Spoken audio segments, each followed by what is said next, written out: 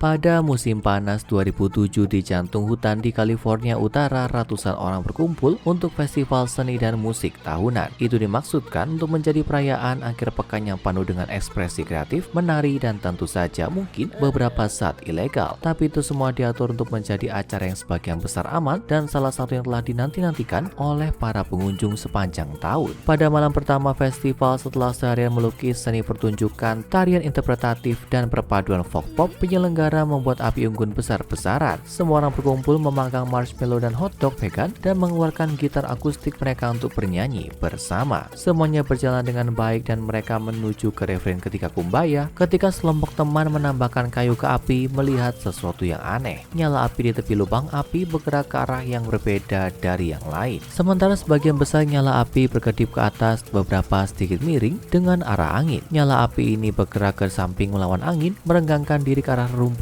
Kelihatannya aneh, mustahil, dan pada awalnya mereka bertanya-tanya apakah mungkin brownies yang mereka makan sebelumnya punya lebih dari sekedar coklat di dalamnya. Tapi kemudian nyala api terus bergerak mengambil bentuk yang familiar. Itu api oranye dan kuning menari, tidak ada keraguan tentang itu. Tapi mereka juga tampak hampir seperti jari. Jari-jari menjulur keluar menggenggam sesuatu. Ada pada jari adalah tangan, lalu lengan, tangan lain bergabung, jari-jari memutar ke rumput yang kering dan berderak saat disentuh. Salah satu teman, seorang wanita muda bernama Flower, berusaha untuk memperingatkan salah satu staf acara, tapi mereka terlalu sibuk untuk membuat marshmallow mereka menjadi warna coklat keemasan yang sempurna. Tidak dapat memperoleh bantuan apapun, dia menyaksikan tanpa daya saat tangan-tangan berapi itu menyeret kepala, tubuh, dan bagian humanoid lainnya. Itu tampak seperti bentuk manusia biasa dengan pengecualian mencolok bahwa itu seluruhnya terbuat dari api. Itu melangkah keluar dari lubang api dan mulai melambat menghentikan langkah menuju kerumunan yang berkumpul. Sekarang semua orang memperhatikan apa yang terjadi. Pertama, mereka membeku kaget menatap makhluk api murni ini. Panas tak tertahankan memancar darinya saat dia bergerak semakin dekat. Ketika dia mengulurkan tangan ke arah Flower dan lengan gaun Flower terbakar saat bersentuhan, jeritan pertama memecah kesunyian. Saat mereka memasarkan acara tahun ini sebagai manusia terbakar di hutan, bukan itu yang mereka pikirkan. Tapi itulah dia, hal yang sama. Seorang pria yang terbuat dari api yang mengoyak apa yang dimaksudkan sebagai acara damai dan bahagia tanpa bahaya selain kelelahan, dehidrasi, dan mungkin satu atau dua keluhan keramaian. Sebaliknya, kerumunan itu beramburan ke segala arah yang memungkinkan berlari menyelamatkan diri. Sudah terlambat bagi Flower yang malang yang jatuh ke tanah menjerit kesakitan saat api melahap bahan organik gaunnya, dan manusia terbakar itu menariknya ke dalam pelukan mautnya. Jeritan menjadi sunyi ditenggelamkan oleh deru api yang membakar yang memakan tubuhnya yang mudah terbakar. Begitu Flower hanyalah setumpuk tulang dan abu, entitas itu mulai berjalan perlahan dengan sengaja melalui hutan dengan tangan terentang. Itu menyapukan ujung jarinya ke semua yang dilewatinya, setiap pohon, setiap tonggak, setiap tanaman, atau secari kain yang terkoyak di dahan. Api mulai menyebar seperti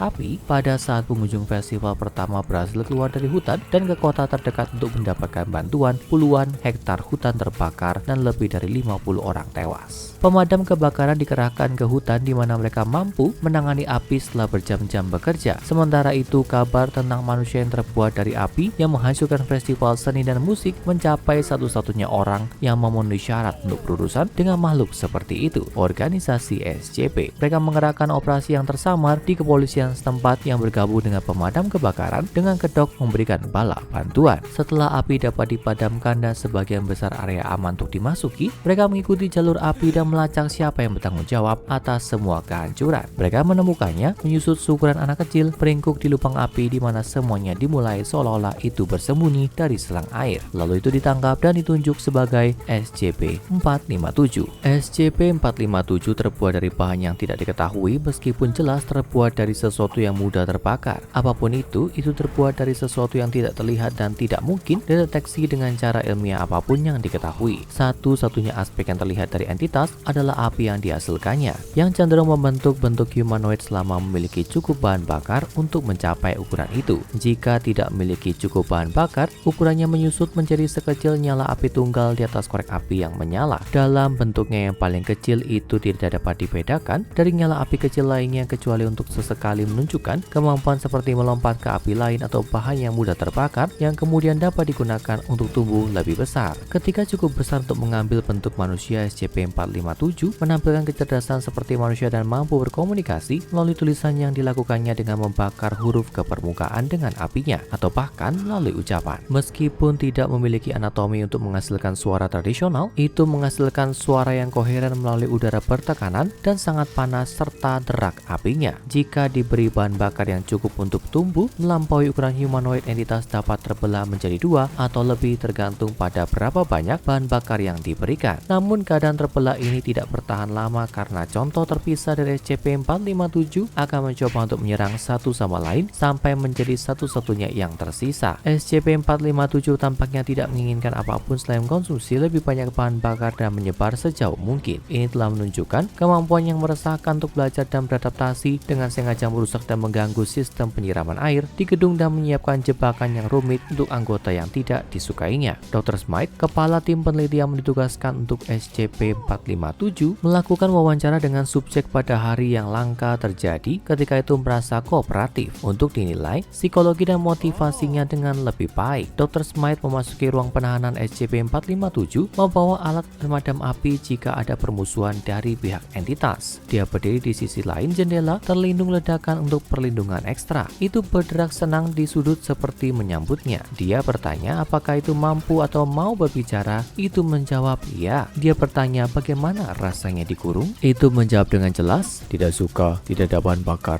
tidak ada udara. Ketika Dr. Smythe mengingatkan entitas bahwa itu memiliki cukup udara dan bahan bakar untuk bertahan hidup, itu berpendapat bahwa itu tidak dapat terbakar dan tidak memiliki bahan bakar. Untuk memperjelas, Dr. Smythe bertanya, apakah Anda mengatakan bahwa Anda tidak bisa tumbuh? Pada pertanyaan ini, SCP-457 bergerak bolak-balik melalui bagian kecil ruangan seolah mondar-mandir dan mencari sesuatu. Lalu berkata, tumbuh, butuh, harus tumbuh. Dan ketika ditanya bagaimana rasanya, itu hanya menjawab, lapar. Saat pertanyaan berlanjut, makhluk itu mendekati jendela dan mengulurkan tangan yang terbuat dari api ke arah kaca. Untuk sesaat itu berhenti merespon Dr. Smythe. Untuk mendapatkan perhatian makhluk itu kembali, dia dengan santai mengangkat topik air. Saat menyebutkannya, SCP-457 mengeluarkan jeritan bernada tinggi dan menekan dirinya ke jendela dengan gerakan mengancam. Dr. Smythe memperingatkan bahwa itu harus menjauh dari jendela atau itu akan disiram air. Itu bergerak mundur tapi menjerit dan mendesis selama beberapa menit lagi, tersinggung dan kesal. SCP-457 melanjutkan langkahnya dengan kecepatan dan intensitas yang lebih agresif, sementara itu mengulangi, mau bahan bakar, ingin udara, ingin terbakar,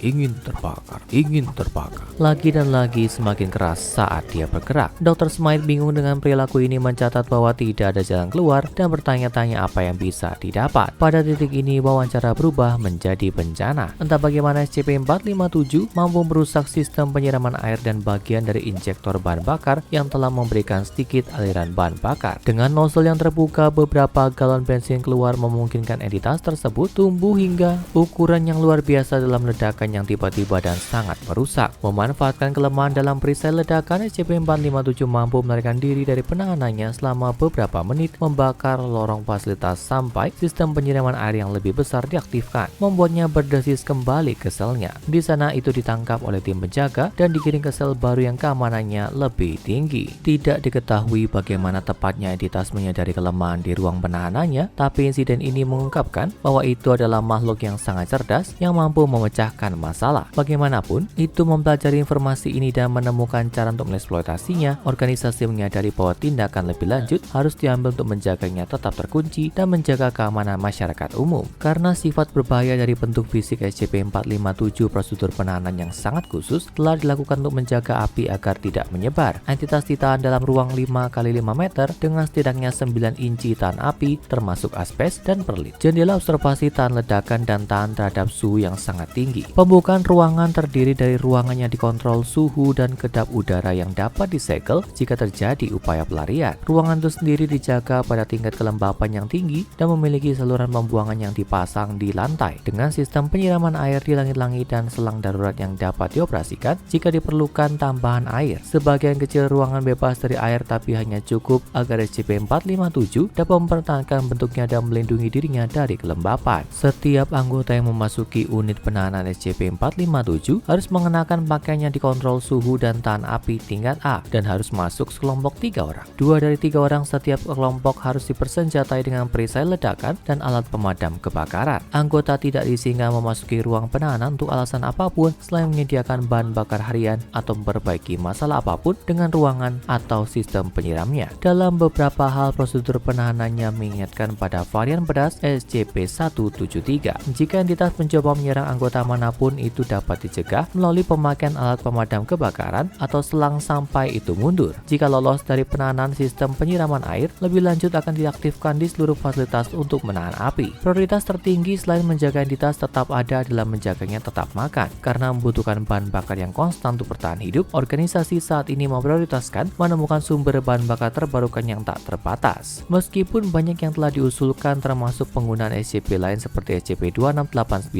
dan SCP-124, belum ada sumber yang disetujui secara resmi. Sementara itu mereka menjaga agar api tetap diberi makan dan sebahagia mungkin. Itu tidak akan pernah benar-benar puas sampai suatu hari tiba ketika itu diizinkan untuk menyebar sejauh dan seluas yang diinginkannya, untuk membakar dan makan dan menelan segala sesuatu yang terlihat. Mari kita berharap hari itu tidak pernah datang. Tapi jika kamu mulai merasa sangat panas, jika dinding tampak tiba-tiba menghitam di sekitarmu, dan kamu mendengar derak terakhir sebelum lidah api yang mendesis menjilati kulitmu yang bergolak, saat itu sudah terlambat. Sekarang tonton SCP ini tidak ada SCP-3930 pola pencari dan SCP-173 cerita asli bagaimana 173 sampai di lokasi 19 untuk SCP yang lebih aneh dan biasa.